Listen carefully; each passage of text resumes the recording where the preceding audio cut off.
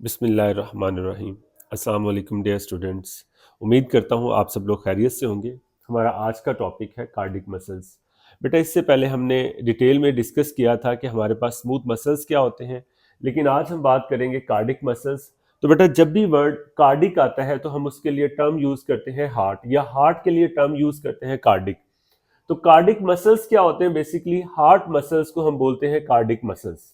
ठीक है, the muscles of heart is called as या are called as cardiac muscles. के जो हार्ट के मसल्स होते हैं मेरा बेटा, उन मसल्स को हम क्या बोलते हैं? उन मसल्स को हम बोलते हैं कार्डिक मसल्स। अब कार्डिक मसल्स की अगर हम बात करें, सबसे पहला हमारे पास पॉइंट है कि कार्डिक मसल्स कहां पे प्रेजेंट होते हैं, इसकी लोकेशन क्या है, इसकी अक्रेंस क्या है बेटा। तो cardiac muscles are present in the walls of the heart. के हार्ट की जो वॉल्स हैं, जो दिल की दीवारें हैं, उसके अंदर बेटा क्या मौजूद होते हैं? हमारे पास कार्डिक मसल्स मौजूद होते हैं। अब अगर हम इसी को सिंप्लीफाई कर लें बेटा कि वॉल्स ऑफ हार्ट क्या है, तो हार्ट की बेटा तीन वॉल्स होती हैं हमारे पास। जो सबसे बाहर वाली वॉल है हार्ट की, उसके लिए हम टर्म यूज करते हैं, it would be called as epicardium. जो सबसे बाहर वाली वॉल होती है बेटा हार्ट की, उसे हम बोलते हैं एपिकार्डियम। जो मिडिल लेयर होती है बेटा, उसके लिए हम वर्ड यूज करते हैं मायोकार्डियम। और ये सबसे ज्यादा थिक लेयर होती है, और यही बेसिकली मिलकर बनी होती है कार्डिक मसल से।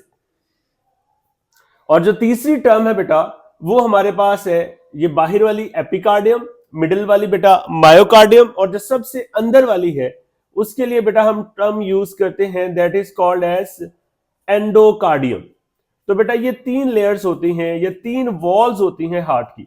जो सबसे बाहर वाली है बेटा वो कहलाएगी एपिकार्डियम, जो मिडिल वाली है वो कहलाएगी मायोकार्डियम, और जो अंदर वाली है बेटा उसे हम क्या बोलेंगे? एंडोकार्डियम।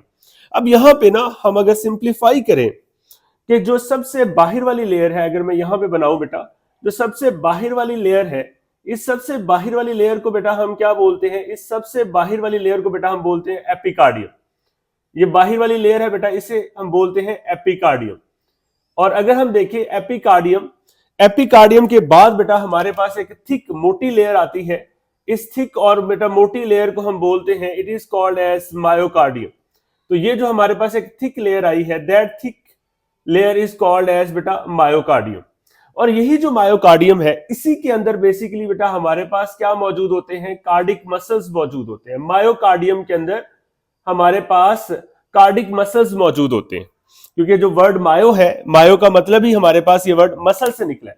और इसके बाद अगर हम देखें, जो सबसे अंदर वाली लेयर है, जो सिंगल सेल एपिथेलियल से मिलकर बनी होती है, इसे बेटा हम बोलते हैं एंडोकार्डियम, ये वाली।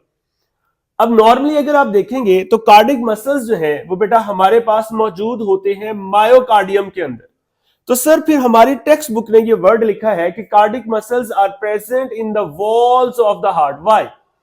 बेटा जो वॉल्स ऑफ हार्ट है, उसमें जो सबसे थिक वॉल है, जिसका काम हमारी बॉडी में ब्लड को पंप करना और हार्ट के चैम्बर्स में कॉन्ट्रैक्शन करवाना, वो काम बेटा हमारे पास होता है मायोकार्डियम का। तो सबसे जो मेन वॉल होती है, जो थिक वॉल होती है, जिसमें कार्डिक मसल्स एक्चुअली प्रेजेंट होते हैं, दैट इज द मायोकार्डियम। तो हम इन जनरल कह देते हैं walls of the heart, but be sure, be clear कि हमारे पास जो कार्डिक मसल्स होते हैं बेटा, वो मायोकार्डियम के अंदर मौजूद होते हैं। और इसी का काम क्या होता है? पंपिंग ऑफ ब्लड में हेल्प करती है, कॉन्ट्रैक्शन ऑफ चैम्बर्स करवाती है, जब एट्रिया और वेंट्रिकल्स कॉन्ट्रैक्ट करते हैं, तो ये सारा कंट्रोल इसके पास होता है।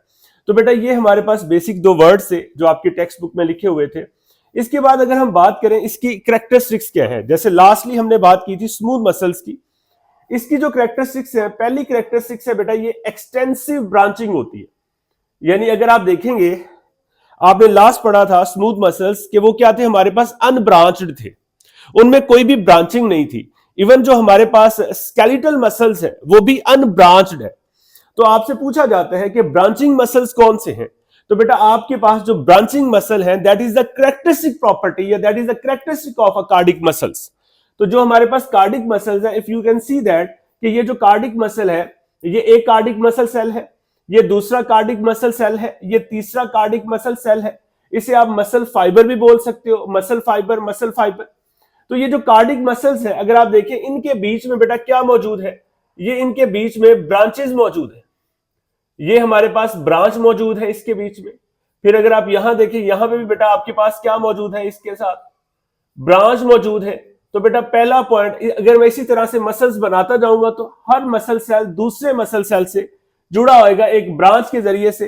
तो फर्स्ट पॉइंट हमारा क्या है कि they are the extensively branching, के जो कार्डिक मसल्स हैं उसमें बहुत ज्यादा बेटा ब्रांचेस मौजूद होती हैं। इसी तरह से कार्डिक मसल्स एक दूसरे के साथ जुड़े हुए होते हैं, कनेक्टेड होते हैं। उसके अलावा अगर हम देखें इर्रेगुलर स्ट्राइएशन, अब जरा देखें स्ट्राइएशन कल भी हमारा डिस्कस हुआ था स्मूथ मसल्स के अंदर, कि स्मूथ मसल्स का जो ओवरऑल टेक्सचर है that is basically a smooth. अगर हम यहां पे ड्रॉ करें कि स्मूथ मसल्स जो है वो इसका जो ओवरऑल टेक्सचर है वो बेटा स्मूथ होता है, उसके ऊपर कोई भी लाइट एंड डार्क मैट या striation, light and dark band कुछ भी नहीं होता।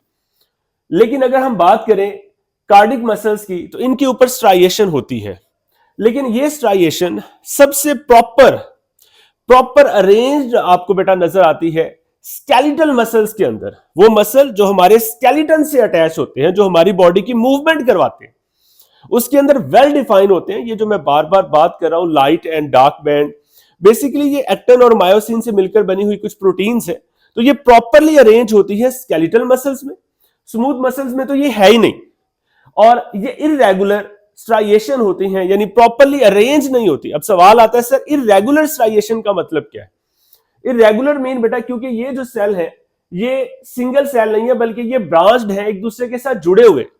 तो ये ब्रांच सेल की वजह से इनके अंदर जो स्ट्राइएशन होती है बेटा वो रेगुलर नहीं होती, बल्कि वो क्या होती है, इर्रेगुलर स्ट्राइएशन। इस तरह से इधर हमारे पास कुछ लाइनें मौजूद होती हैं, इन लाइनों को बेटा हम क्या बोलते हैं, they are called as striation. तो इनके पास स्ट्राइएशन तो होती है, बट बेटा ये जो स्ट्राइएशन आपको नजर आ रही है that is basically the irregular striation.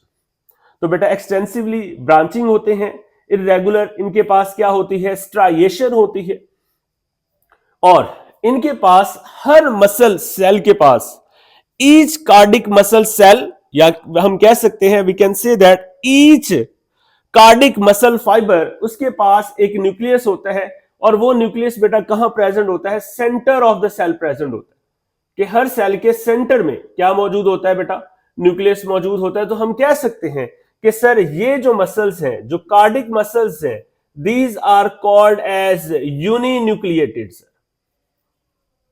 ये बेटा हमारे पास क्या कहलाते हैं, these are called as uninucleated. तो बेटा ये बेसिकली हमारे पास कुछ प्रॉपर्टीज थी कार्डिक मसल्स की।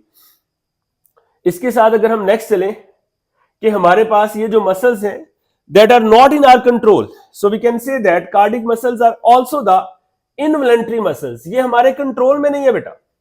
सपोज किया, पहले अगर हम थोड़ा सा इसको डिफाइन करें, अगर किसी को भी कोई इशू है, वॉलंटरी इनवॉलंटरी क्या है, मेरी मर्जी है मैं हाथ को ऊपर उठाऊं, मेरी मर्जी है मैं हाथ को नीचे उठाऊं, मेरी मर्जी है मैं चलूं, मेरी मर्जी है मैं रुक जाऊं। तो ये सारी जो मसल्स है ये हमारे स्केलेटल मसल्स हमारी मूवमेंट को कंट्रोल करते हैं और स्केलेटल मसल्स हमारे कंट्रोल में होते हैं। तो हम कहते हैं कि वो वॉलंटरी मसल्स है।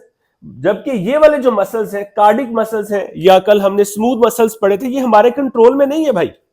तो इसलिए हम इन्हें क्या बोलते हैं, involuntary muscles, have no voluntary control. मेरी मर्जी में नहीं है, जैसे मैं चाहूं हाथ उठा सकता हूं, हाथ नीचे कर सकता हूं, these are the skeletal muscles. लेकिन मैं हार्ट को अपनी मर्जी से कॉन्ट्रैक्ट और रिलैक्स नहीं करवा सकता। वॉलंटरी कंट्रोल यही है ना, कि हार्ट को मैं अपनी मर्जी से कॉन्ट्रैक्ट और रिलैक्स नहीं करवा सकता कि हार्ट भाई अब तुम कॉन्ट्रैक्ट करो, भाई अब तुम रिलैक्स करो। That is not in my control, और ये आपके कंट्रोल में भी नहीं है। So we can say that कि जो हार्ट के मसल्स हैं वो इनवॉलंटरी मसल्स है, cardiac muscles are the involuntary muscles and have no voluntary control. और इनका किसी भी किस्म का वॉलंटरी कंट्रोल नहीं है, ये हमारे कंट्रोल में नहीं होते। यहां से एक एमसीक्यूज आपसे पूछा जाता है या आपके जहन में सवाल आ सकता है कि सर अगर ये हमारे कंट्रोल में नहीं है तो इनको कंट्रोल कौन करता है? तो बेटा हमने एक सिस्टम पढ़ा था, ऑटोनॉमिक नर्वस सिस्टम। तो बेटा autonomic nervous system cardiac muscles को कंट्रोल कर रहा होता है। And autonomic system, nervous system is a system of brain.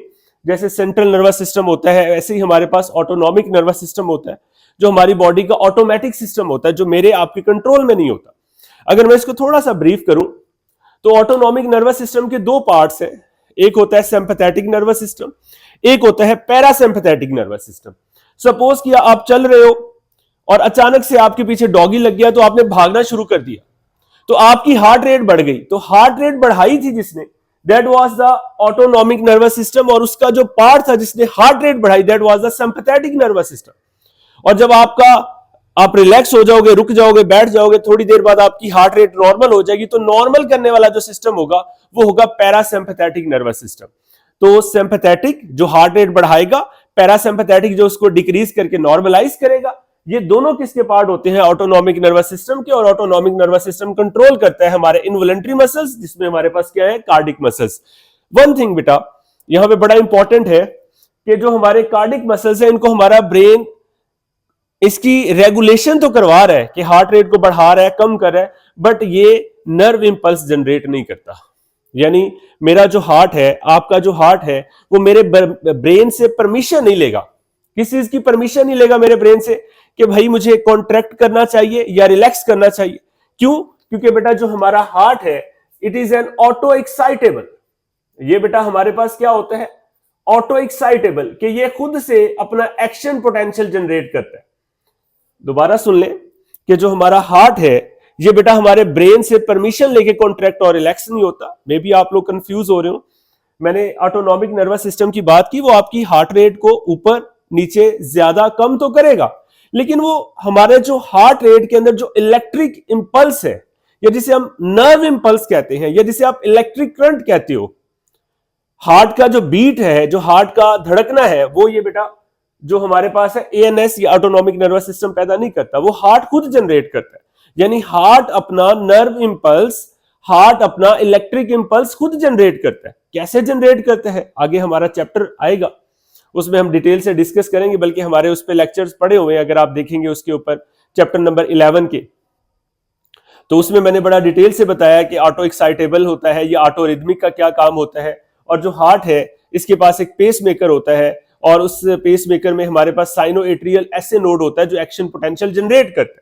तो बेटा अगेन इनवॉलंटरी मसल्स है, हैव नो वॉलंटरी कंट्रोल, हमारे कंट्रोल में नहीं है, लेकिन इसकी हार्ट बीट को बढ़ाना, हार्ट रेट को कम करना, ज्यादा करना एएनएस करता है, लेकिन ये अपना एक्शन पोटेंशियल हार्ट खुद जनरेट करता है।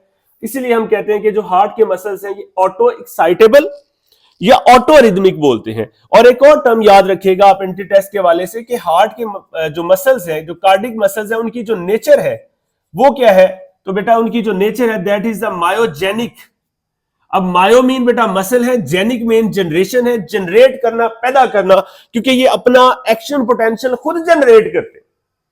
They can generate their own action potential, so that is why they are called as myogenic in nature।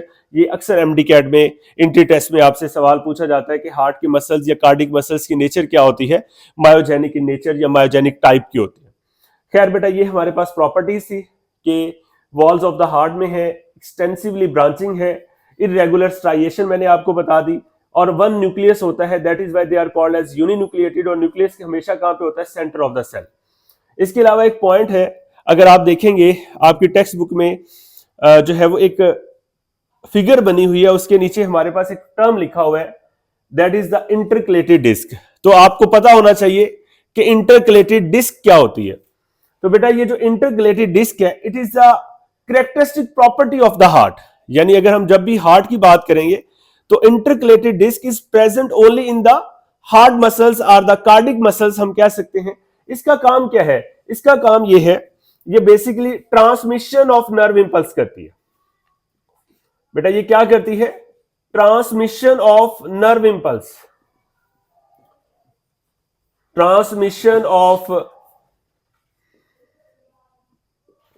Nerve impulse. अगर मैं इसको यहां पे आपको थोड़ा सा समझा दूं या दिखा दूं, ट्रांसमिशन ऑफ नर्व इंपल्स, अगर आप देखेंगे कार्डिक मसल्स है, तो यहां पे बेटा हमारे पास क्या मौजूद होती है? That is the intercalated disc. तो ये बेटा हमारे पास क्या है? Intercalated disc. ये बेटा हमारे पास क्या है? Intercalated disc. ये बेटा हमारे पास क्या है? Intercalated disc. अब इस इंटरकलेटेड डिस्क का हमें क्या फायदा होता है कि ये इंटरकलेटेड डिस्क बेसिकली ये जो नर्व इंपल्स आती है, ये उस नर्व इंपल्स को एक मसल फाइबर से, एक कार्डिक मसल से दूसरे कार्डिक मसल तक लेके जाती है। एक कार्डिक मसल सेल से बेटा इसको नेक्स्ट कार्डिक मसल सेल तक लेके जाती है।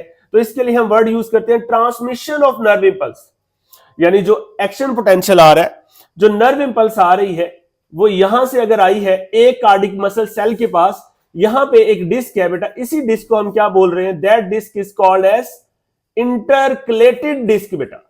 And intercalated disc is the characteristic property of the cardiac muscles. तो यहीं से वो एक्शन पोटेंशियल बेटा अगले सेल की तरफ क्या होता है, फॉरवर्ड होता है। तो it is basically transmission of nerve impulse. और ये जो हमारे पास कार्डिक मसल सेल्स हैं, इनको आपस में ये क्या करती है, कनेक्ट करके रखती है, ठीक है। तो इसका काम दो है, एक तो ट्रांसमिशन ऑफ नर्व इंपल्स और बाकी ये कार्डिक मसल्स को आपस में एक दूसरे के साथ कनेक्टेड करके सीमेंटेड का काम या कनेक्शन का काम कर रही होती है। और लास्टली इसका काम क्या है, हार्ट का हम क्यों पढ़ रहे हैं बेटा, एक तो ये है कि ये फंक्शन इसका क्या है, हमारे पास ये पंपिंग करता है।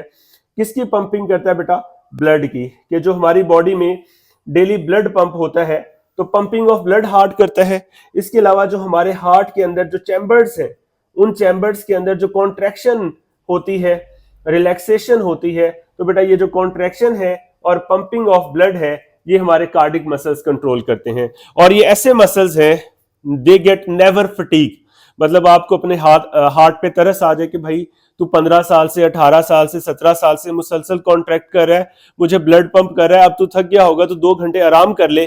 तो अगर ये आराम करेगा तो बेटा हमारी डायरेक्ट अल्लाह से मुलाकात होगी। तो ये कभी भी थकता नहीं है, कभी भी टायर्ड नहीं होता, इसलिए हम ये कहते हैं कि जो cardiac muscles never get fatigue. Hope so बेटा आपको समझ आया होगा। Wish you best of luck और इंशाल्लाह हम अगली वीडियो में मिलेंगे। तब तक अपना ख्याल रखिएगा। अल्लाह हाफिज।